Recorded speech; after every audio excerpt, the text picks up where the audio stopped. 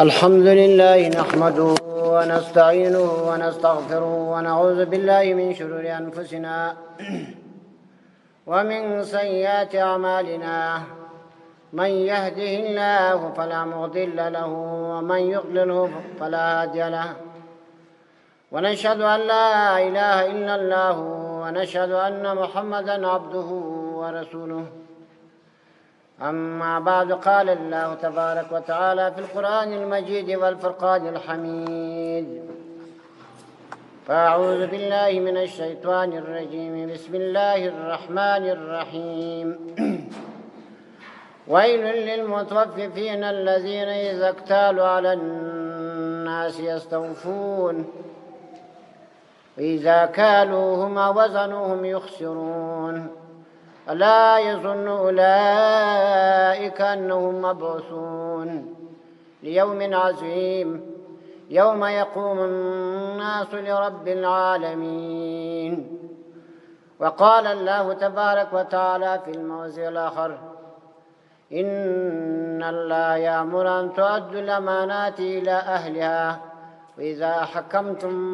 بين الناس فاحكم بالعدل. الآية.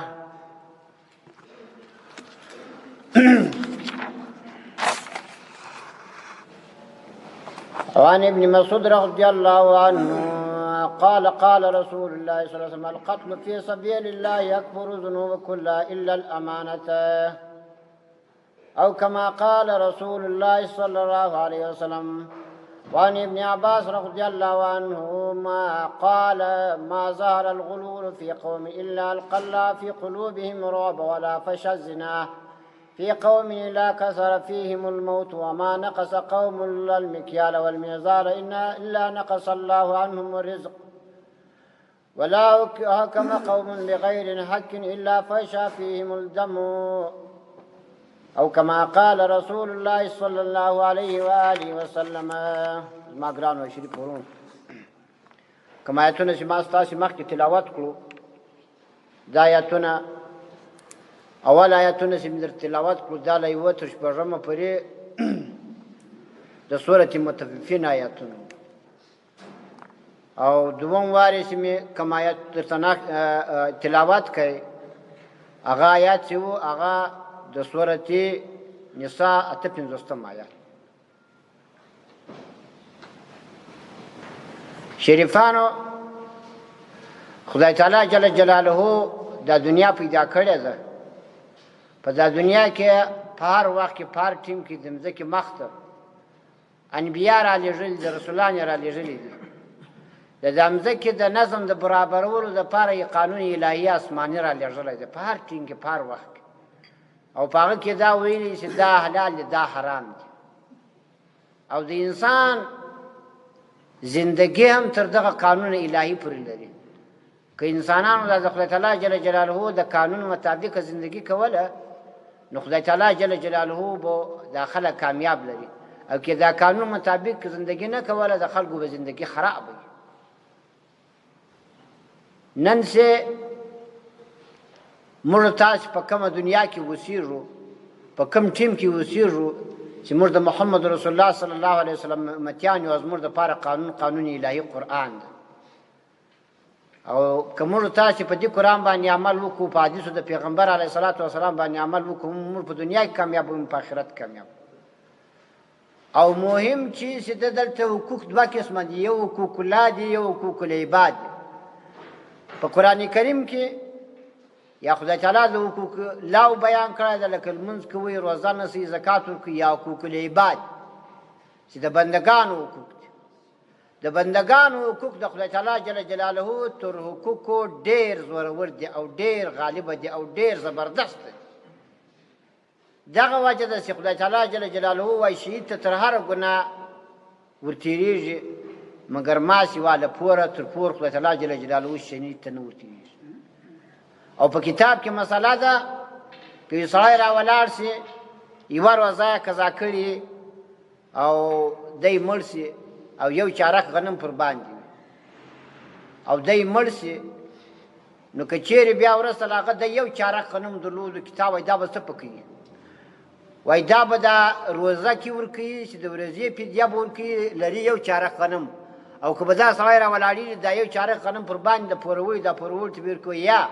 دا یو چارق غنم به پورولي ته ورکوي ځکه د بندګانو حق د خدای تعالی جل جلاله تر حق زورور دی نو د بنده له حق سره ډېر احتیاط پکار ډېر آیاتونه په دې باره کې راغلي دي چې خدای تعالی جل جلاله د بندګانو د حقوقو د ضایع کولو په باره کې خدای تعالی جل جلاله آیاتونه رانازل کړي یو صحابي له پیغمبر علیه الصلاة والسلام پوښتنه کوي د الله پیغمبره ما ته دعا وکوه چې خدای تعالی جل جلاله مې دعا قبلوي پیغمبر علیه الصلاة والسلام ورته وویل چې ته حلاله نفقه خوره ځکه که سړی حرام وخوري څلوېښت شپې خدای تعالی جل جلاله دعا نه قبلوي خدای تعالی دې زموږ ستاسې نفقې حلالې کړي الله دې موږ ستاسې حلالې نفقې نصیب کړي عین حال کې خدای تعالی جل جلاله د انسان په کسب د انسان په تجارت د انسان په حلاله روزي ګټل دونه خوشحاله کېږي پیغمبر د خدای څخه کومه خبره کوي هغه لکه الله چې کوي وما ينطق عن الهوى ان هو الا وحي يوحى پیغمبر علیه السلام له ځانه خبره نه کوي بلکې د پیغمبر علیه السلام خبره چې دا هغه وحی ده حضرت جابر رضی الله تعالی عنه پیغمبر علیه الصلاة والسلام ته په مخه ورځي او سړی ورسره کوي سړی ورسره کوي د حضرت جابر رضی الله تعالی عنه لاس ډېر زر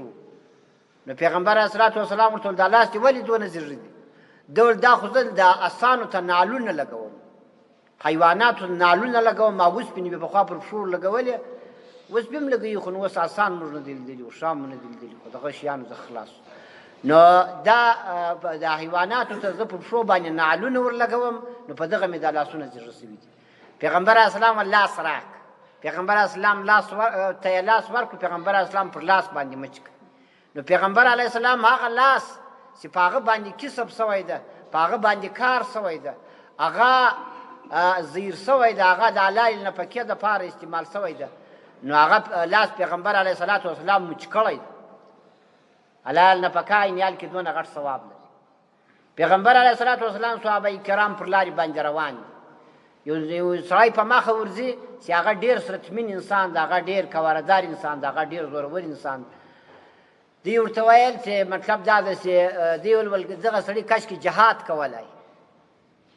ځکه دا د جهاد مینه صحابه کرام کې سخت ډېره وه پیغمبر علیه الصلاة والسلام چې وفات شي نو حضرت بلال رضی الله تعالی عنه ورته ویل و حضرت ابوبکر صدیق صاحب ته چې نور ما په مدینه کې تاب نه کېږي ما له پیغمبر علیه السلام اورېدل چې په ټولو عبادتو کې بهترین او خوښ عبادت خدای تعالی جل جلاله ته جهاد ځکه جهاد په حدیث کې راځي چې جهاد چې ده دا کو د دین ده یعنی په اوښ کې لکه کو دی شی ده نو په اوښ کې چې کو نه وي نو د اوښ په څال وي نو چې جهاد نه وي نو د مسلمانانو به تاسو چېرته وي څال وي که د مسلمانانو اتفاق نه وي مسلمانانو جهاد نه وي مسلمانانو خدمت نه وي نو جهاد ډېر ثواب لري حضرت بلال حضرت ابوبکر صدیق صاحب ته وایي جهاد ډېر ثواب لري ما پیغمبر علیه السلام لیدل دي او پیغمبر علیه السلام وفات شي او نور ماته دا مدینه تنګه سوه په مدینه کې نور ماته زندګي خوند نه راکوي نو ماته اجازه وکوه زه به ولاړ شم ابوبکر صدیق صاحب ورته ویل د الله په لحاظ باندې ای بلاله ته ځې له مدینې منورې څخه کوچ کوې ما چاته پرېږدې وخت چې ابوبکر صدیق رضی الله تعالی عنه وفات شي نو حضرت بلال صاحب نو زه په مدینه کې نه اوسېږم ولاړی شام ته او په شام کې جهاد کاوه وخت چې حضرت عمر رضی الله تعالی عنه شام ته ورغلی بیت المقدس فتح شي د کفارو له لاسه الله دې وسم بیت المقدس د مسلمانانو په لاس باندې ورولي اوس د بني اسرائیلو په لاس کې ده د یهودو په لاس کې ده یهودو له مسلمانانو نیولې دا مقدسه کعبه بیت المقدس یو کعبه ده یو قبله ده یو قبله ده چې پیغمبر علیه السلام شپاړس نیمې میاشتې بنا بر اختلاف روایات شپاړس نیمې میاشتې لمونځ هغې خواته کړی خو بیت المقدس ده اوس هم د یهودو یعنې د بني اسرائیلو په لاس کې ده نو ولاړی شام ته حضرت بلال صاحب په شام کې جهاد کاوه حضرت عمر صاحب چې ورغلی بیت المقدس د مسلمانانو په لاس باندې خدای فتح کوي حضرت عمر صاحب ویل بلال صاحب یې راوغوښتی ول زما په یاد کېږي وخت چې مکه معظمه خدای تعالی جل جلاله فتح کړه تا ته په پیغمبر علیه السلام وویل نو کعبې شریفې د کعبې شریفې بام ته وخېځه زانګ وکوه تا زنګ وکړ اوس بیت المقدس ته یارې وخېږه یارې خو پر دا بیت المقدس باندې اذان وکوه حضرت بلال رضی الله تعالی عنه چې اذان کاوه نو چې اشهد ان محمد رسول الله ته رسېدی ډېر صحابه کرام تقریبا بېهوښه شو صحابه کرام ته د پیغمبر علیه الصلاة والسلام وخت ور په یاد شي نو بیا چې حضرت بلال ته په شام کې اوسېدی نو بیا پیغمبر علیه الصلاة والسلام په خوب ولیدی نو په خوب چې ولیدی پیغمبر علیه السلام په خوب کې ورته وویل بلاله تا ولې مدینه هېره کړه ولې مدینې ته نه راځې وایي دی راغی مدینې منورې ته حسن حسین ورته راځغاستو ول بابا ته به یارې بیا ځان کوې موږ ته به د بابا وخت را په یاد شي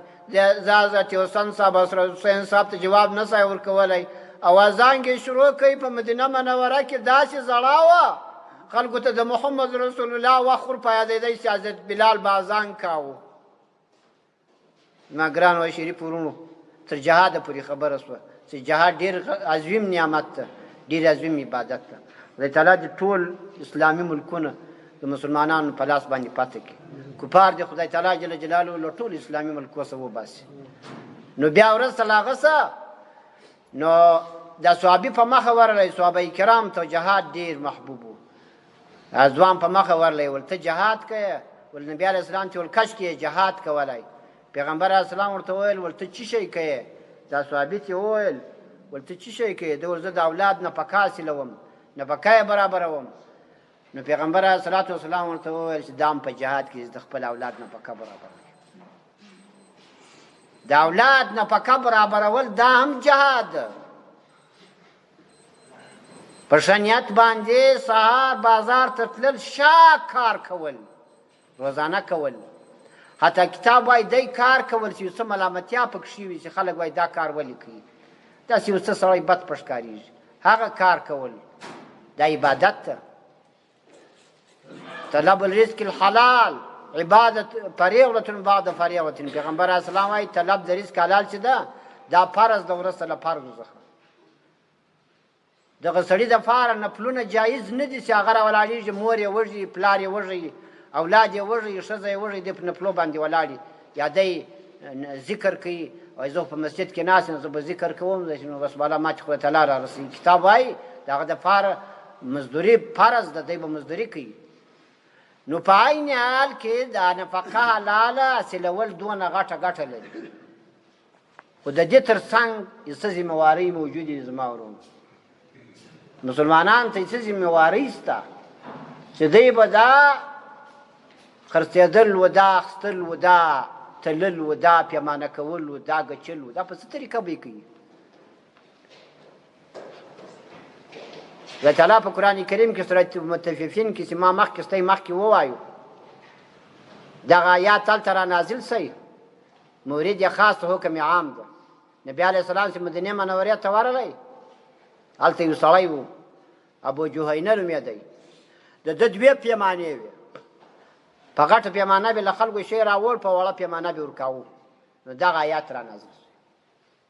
چې الله تعالی وایي ویل للمطففین الذین اذا اکتالوا علی الناس یستوفون د ویل شیله ده په دوزخ کې شیله ده یا افسوس ده هغه چا لره د دوزخ شیله ده هغه چا لره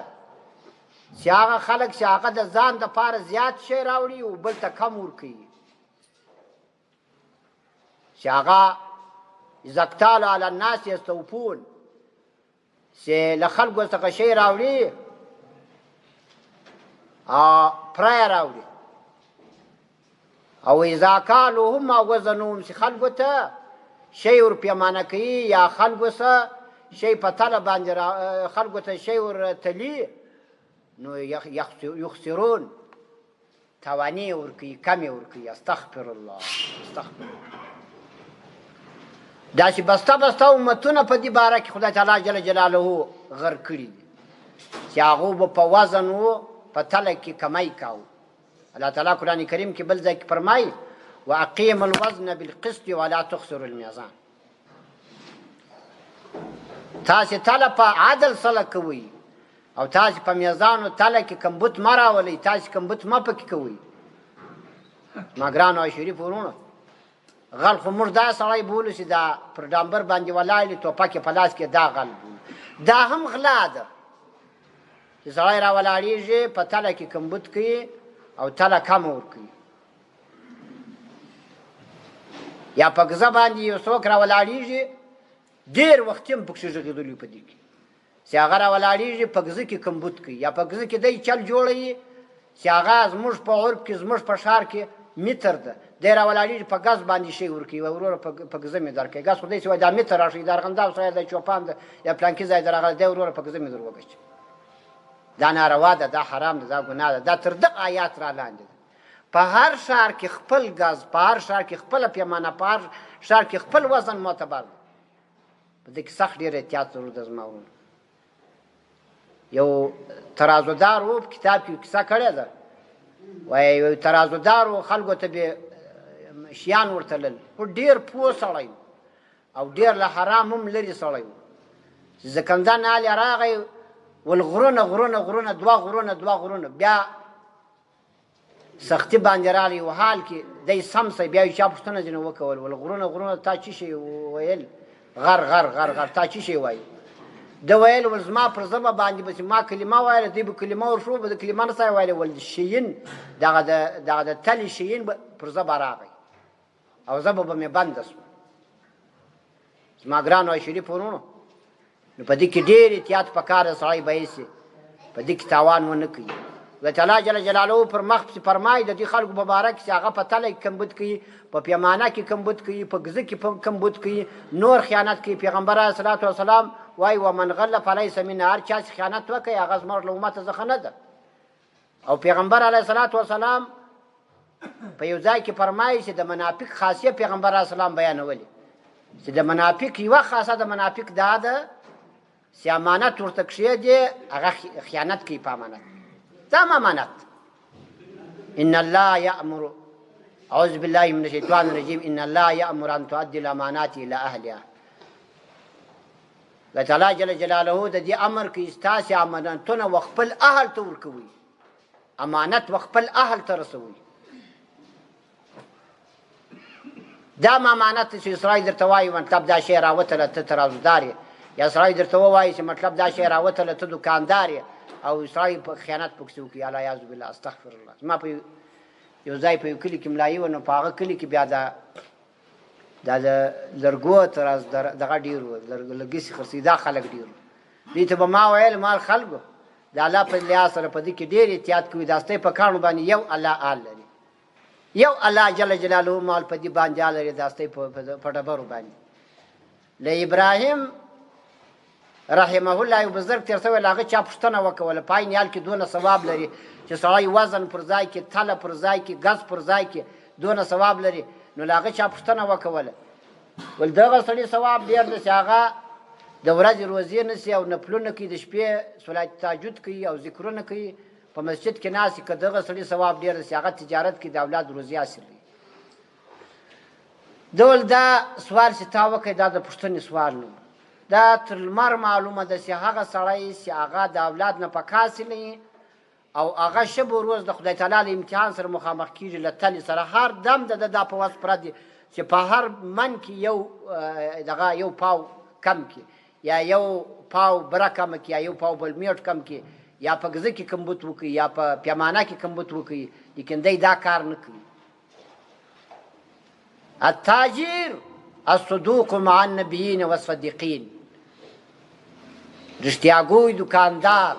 هغه دکاندار چې د الله له قانون سره سم خپله دکانداري او خپل تجارت کوي. ما صدیقین و نبیین، په ورځ د قیامت به له صدیقانو سره یا له انبیاو سره به په ورځ د قیامت باندې. زما ورورو،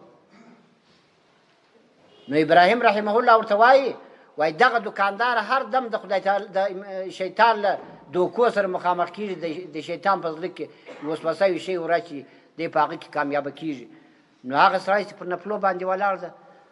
هغه ته دغونه دوکې په زړه کې شیطان نه وراچي لکه دغه سړي ته وراچي او دغه د اولاد نه پکا حاصلوي هغه پر نفلو باندې ولاړ ده دا بل څوک یې لغاړي د اولاد یې لغاړي د مور پلار یې لغاړي دي ښځه یې لغاړي د نور قریبان یې لغاړي د هغو دپاره حلال نه پکا حاصلوي نو زما ګرانو شریف ورونو خدای تعالی جل جلاله دې موږ تاسې د خدای تعالی جل جلاله پر قانون باندې برابر کړي نو خدای تعالی جل جلاله فرمایي دا خلک خیانتګر دي دا خلک چې هغه خیانت کوي هغه حرام سوداوي کوي الا یظن اولئک انهم مبعوثون آیا دا خلک ګمان نه کوي انهم مبعوثون چې دوی به خدای تعالی جل جلاله راوپاسي په ورځ د قیامت باندې خدای تعالی ورته وایي دغو خلکو لیوم عظیم او د یو غټې ورځې دپاره به دوی راوپاڅول سي په یو غټه ورځ به راوپاڅول سي چې هغه ورځ د قیامت چې یومن کان مقداره 50,000 سنه الله جل جلاله وایي آیات کې وایي چې دا داسې ورځ ده چې د دې ورځې انداز 50,000 کاله یوم یقوم الناس لرب العالمین خدای تعالی وایي دا هغه ورځ ده چې خلک به ودرېږي لرب العالمین د پروردګار په حضور کې د پروردګار عالم په دربار کې به خلک ودرېږي دپاره د حساب د کتاب له خپلو کبرو څخه خفات عرات غر لڅې پښې او لڅ او ناسونه ته به د خدای په حضور کې ودرېږي او خدای تعالی جل جلاله بیا راوپاڅي بعضې به سپارې وي په تلوار به روانې د محشر میدان ته بعضې په پښو روانې بعضې به داسې وي چې پر ګونډو به روانې مخامخ به غورځي و پرځي یارې به راپورته سي بیا به وغورځېږي خدای تعالی دې له داسې حالاتو موږ تاسې وساتي نو خدای تعالی وایي دا خلک له خدای تعالی څخه نه بیریږي چې خدای تعالی به د داسې ورځې دپاره راوپاڅوي چې هغه خلک خیانت کوي نو په دوی شیانو کې ډېر احتیاط مورول پکار هغه خلک چې هغه خرید و فروش کوي هغه دکانداري کوي هغه تجارت کوي هغه به د سود په مسلو باندې سر خلاصوي چې کومه خبره سود ده کومه نه ده سود داسې نه چې په سود کې ولاړ استغفر او سود دونه ګناه ده چې په کتاب کې راځي چې سود لکه سړی چې یعنې اویا شاخه ده کوچنی شاخه دی لکه له سړی چې له خپلې مور سره زنا وکړي او بل ځای کې راځي چې سود دونه ګناه ده لکه 14 وارې سړی زنا وکړي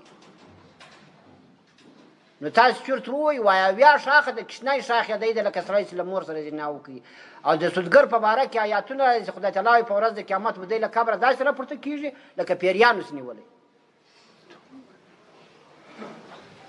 او دا سودګر چې ده دا له خدای او د خدای له پیغمبر سره د جنګ اعلان وکړي سودګر د خدای او د خدای له پیغمبر سره د جنګ اعلان وکړي او د سود کوم پیسې چې د خدای تعالی جل جلاله وایي خدای تعالی هغه وایي هغه ایسته کوي هغه ختموي هغه پیسې اوس خلک به وایي چې ډېر خلک موږ وینو سودګر دي لیکن پیسې نه دي ختمې سوي تر هغو ډېرې سوي دي نو کتاب وایي یا به داسې محوې کې خدای تعالی په ژوند کې به خدای تعالی د پیسې ختمې کړي که هغه رقم نه سي خدای تعالی جل جلاله به داسې جنجالونه و داسې د زړه دقت ورته پیدا کړي د زړه به دونه مشکلات خدای تعالی ورته پیدا کړي چې د یوې روپۍ په خوند او په مزه باندې به نه پوهېږي الا ان بذکر الله تطمئن القلوب خدای تعالی وایي خبردار په ذکر د خدای باندې زړونه ارامېږي نو حلال رزق پکار دی سړی حلاله نفقه ولټوي او په دغه خیانت کې چې خدای تعالی وایي ویل للمطففین الذین اذا اکتالوا علی الناس یستوفون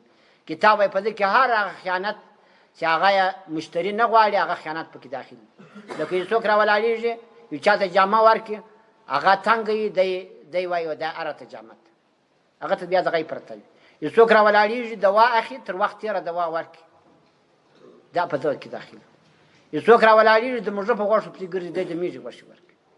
یو څوک راولاړېږي په یو جاپاني پرزه پسې ګرځي دی راولاړېږي پاکستاني پرزه په جاپاني باندې په تیر کې 100 روپۍ ګران ورکړي شیطان سړي ته کاټ جوړوي دا حرام دی شی دی یو انسان راولاړېږي دی کاټ انسان ته جوړوي یو انسان راولاړېږي یو څوک راولاړېږي ځي کندهار ته له کندهاره څخه خپل مال راوړي یو بل سړی راولاړېږي وایي ما ته به پلانکۍ پرزه در یا پلانکۍ شی در سره راوړي دی هلته واخلي دی هلته مصرف وکړي 2000 روپۍ دی له خپل ځان سره سوچ ولګوي شیطان کاټ جوړ کړي ورته وایي دا سړی که په خپله راتلی دا کندهار ته ګوره څونه روپۍ لګېدې 400 له یوې خوا 400 له بلې خوا هغه ورځ بېکریابه وه نو راسه دا 2000 دې پر لګېدل دي ورته 2500 پر ولګېدل څه اسمان اړېږي دا 2500 روپۍ 1500 روپۍ په جیب کې واچي دا مغند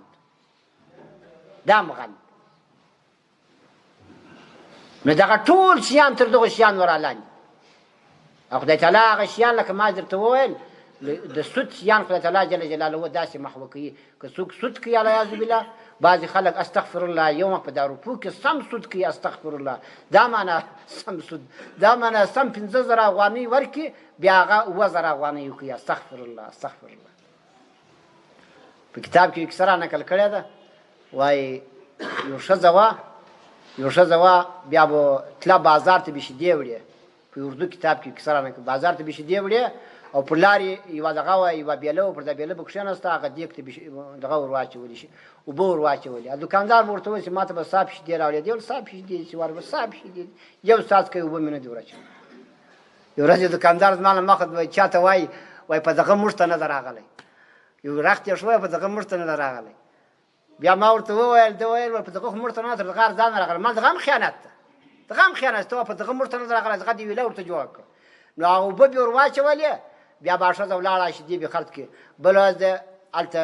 پیسې ورکړې دوکاندار پیسې ورکړې ښځې د ټولې پیسې ورکړې سلطه کې ور واچولې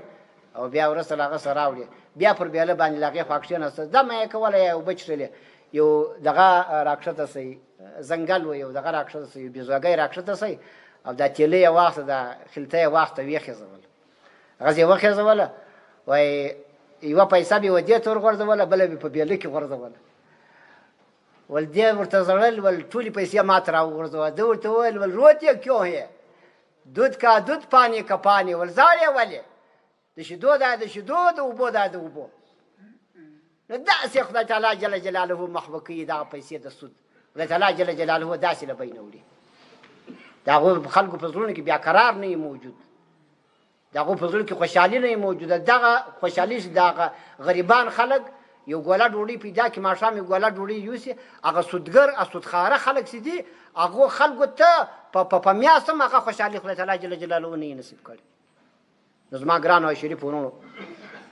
خدای تعالی جل جلاله دې په دې خبرو موږ ته عمل راکړي خدای تعالی دې موږ ته رزق حلال نصیب کړي حلال رزق ډېر مهم دی چې حلال رزق غم سړی وکړي په حدیث شریف کې راځي بیاکي نقل کړی ده عبدالله ابن مسعود باندې موقوف حدیث ده وایي القتل فی سبیل الله یکفر الذنوب کلها الا الامانت وایي قتل چې د خدای په لار کې څوک شهید سي مجاهد د الله په لار کې شهید سي د کافرانو سره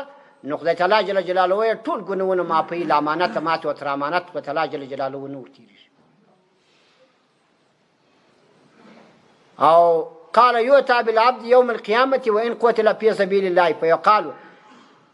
ادي أمانتك فيقول يا ربي كيف قد ذابت الدنيا قال فيقال ينطلق به إلى الهاوية فينطلقون به إلى الهاوية وتمثل له أمانته كي أتى يوم دفعت إليه فيرى فيعرفها فيهوي في أثرها حتى يدرك فيحملها على منكبه حتى إذا ظن أنه خارج زلت عن منكبه فيهوي في أثرها أبد الأبد وای په ورځ د قیامت به یو شهید ته ووایي د خدای په لار کې به شهید شوی خدای تعالی وایي نور خو ستا حساب خلاص د امانت چې درته پروت و امانت راکړه خدای تعالی وایي هاویې ته بوځي هاویه یو شیاله ده هغې ته بوځي دوزخ کې هغه چې بوځي نو هلته به د دا امانت دی یار دې ورته ووایي چې خدای زه امانت له کمه کم بلته خو زما امانت نشته نو هاویې ته بوځي هغه خپل امانت به وویني هلته به په هاویه کې وي هغه چې هلته وویني نو به لاس ورواچي را په شابې کې ترې ځای به راوړي بېرته به هغه ځینې وغورځېږي هلته بېرته به هغې ځای ته ولاړ شي بیا به بیا ورسي بیا را په شا کې بیا به هغه ځای ته ولاړ شي بیا را په شا کې بیا به دا کار به تر ډېره وخت موجود وي چې د خدای په خوښه یې تر دغه وخته به دا کار موجود وي هغه امانت به را په شا کوي او بېرته بیا امانت له شا څخه ورځېږي نو زما ګرانو او شریفو وروڼو د مسلمانانو حق دونه مهم ده چې د مسلمانانو په حق کې سړی به هسې کوشش وکړي او د بنده حق ونه خوري پور مسلمان باندې پښمانه نشي د مسلمان په پور کې خیانت ونه کوي په سودا کې خیانت سره ونه کوي خو د بنده حق ډېر مهم ده دونه مې لا ماښام ولیدو په حدیث شریف کې چې پیغمبر علیه الصلاة والسلام یو نفر مړ و پر هغه باندې پور باندې و پیغمبر علیه الصلاة والسلام ویل لمونځ وکړي پر خپل پورولي باندې زه لمونځ نه بیا یو صحابي پر خپل ځان کوي پور بیا پیغمبر علیه الصلاة والسلام لمونځ ورکوي له پوره خو چاره نشته پور ورکول هم دونه ضرور دي سړی باید چې پور د مسلمان ورکړي او قرض هم دونه ثواب لري چې هغه بیان بیا بل وخت کوو او نه ادا کول هم په بخاري شریف کې حدیث راځي چې وایي هغه سړی چې هغه چاته قرض نه ورکوي پور نه ورکوي یا یې ځینې یوسي هغه په ظالمانو کې ده په چا کې ده په ظالمانو کې یو له ظلمه څخه دا ده چې سړی څوک پور وغواړي ومطلو الغني ظلما څوک چا څه پور وغواړي او دی پور نه ورکوي او مطلب دا ده بس ځان په یو په بله باندې کوي دا هم خیانت او دا هم ګناه د خدای تعالی جل جلاله دې موږ ته په دې خبرو عمل راکړي وما علینا الا البلاغ المبین